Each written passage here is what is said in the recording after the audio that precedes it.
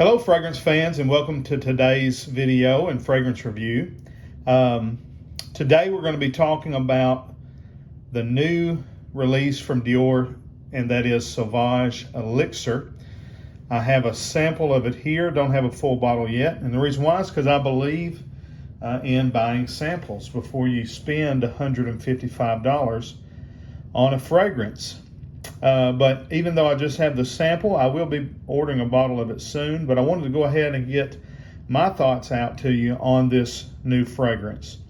And the reason why I've got these fragrances sitting here in the front, Sauvage, and this is the Eau de Parfum, and Prada Luna Rossa Carbon, is because based on the reviews that I'd seen for it so far, I kind of just thought that it would be sort of a mixture of these two fragrances. And I didn't want to spend $155 blind buying a bottle of Sauvage when I was, and I've had all of them so far. And my favorite is still the original EDT. I've got the Eau de Parfum, I've had the aftershave, I've had the Parfum. And honestly, out of the Sauvages, my favorite has been the EDT.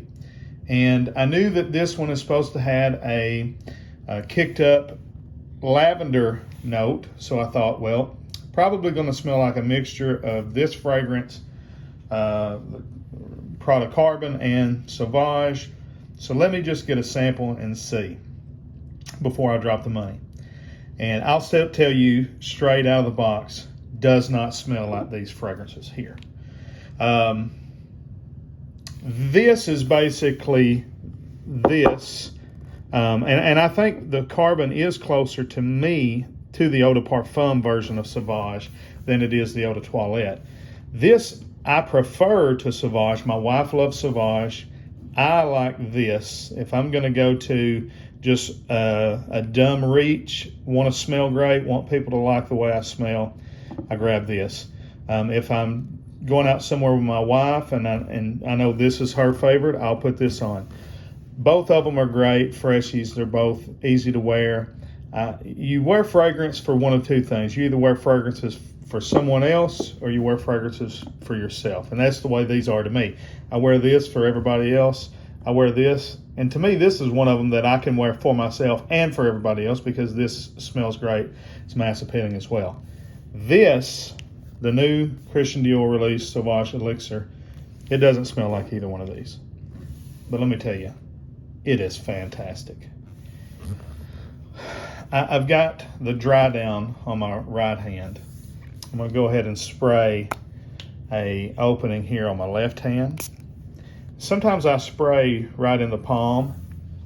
And the reason why I do that is because when I shake somebody's hand, sometimes, if I'm having a meeting or something like that with a client or someone, I'll spray into my hand that I'm going to shake hands with just to kind of leave an impression with them.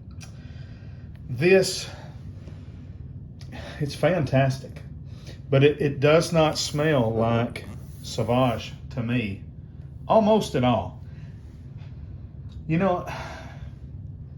Maybe there's a little bit there in the background, in the deep dry down. Like I said, I've got the deep dry down. It's probably 4 hours in or so on my right hand over here. I've got the opening on my left hand. This fragrance, it changes drastically. In the opening, it's a really spicy, fizzy, effervescent, sparkling type of an opening there. But let me tell you the difference. What I'm really picking up on it is this is where these are fresh blue fragrances. This is not, in my opinion, a blue fragrance. This is a spicy, woody, but kind of a barbershop fragrance. And now don't take that the wrong way. And let me say, this has a classic vibe to it. This reminds me of something I've smelled in years gone by. I don't know what it is at the moment. Hopefully I'll put my finger on it. But this smells like something from the 80s, but in the best possible way. I don't mean, it's not a hairy chested, it's not an Aramis, it doesn't have any of that animalic funk to it that the old barbershop fougères had, the hairy chested, type fragrances. This does not smell like your dad or your grandpa's cologne. This smells like your dad's boss's cologne. I'm talking about the guy that owns the business that your dad or your grandpa worked for. This is top shelf, in my opinion. It has all the quality and richness of any niche fragrance. And I'll say that Christian Dior is probably my favorite designer house. I think their quality is excellent. Their Privé line would go up against any niche quality house there is. Probably my other favorite fragrance house is probably Guerlain, but any niche house, I've had Creed, I've had Parfums de Marly, Montal, Mancera, all of those. I know I've had some others, but anyways, the quality here is second to none. A Raja, I've got 2 different Rajas. It's very rich. And let me say this to you, for a lot of folks that I consider perfume snobs, and they're like, niche, only niche. Niche is so much better. The deal is, as far as the ingredients and everything, niche houses don't typically put out eau de toilette concentrations. And that's why the really top designer houses like Christian Dior, like Prada and some of these companies, they put out eau de toilette concentrations. This elixir, I didn't even look to see. I'm sure it's at least a eau de parfum or parfum d'extrait. It has that same richness that you get from a Parfum de Marly Layton or something of that nature, that richness, that thickness, about it. When you spray it on the back of your hand, it's going to glisten for a while. You can tell it's a high concentration of oil. All of that's here in this. And I'm going to just throw this out there.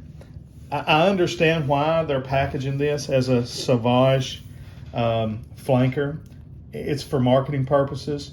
Sauvage, in my estimation, will probably surpass Acqua di Gio one day as the #1 selling fragrance line of all time, for men at least.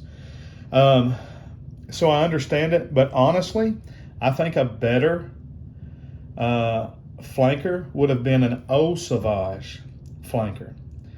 I think it's got that old school classic. Now, I'm not talking about the new iteration of Eau Sauvage that I really like, but it is just purely a citrusy, in the new iteration of Eau Sauvage, all you get basically is a really great blast of citrus, and then jasmine, and then some vetiver.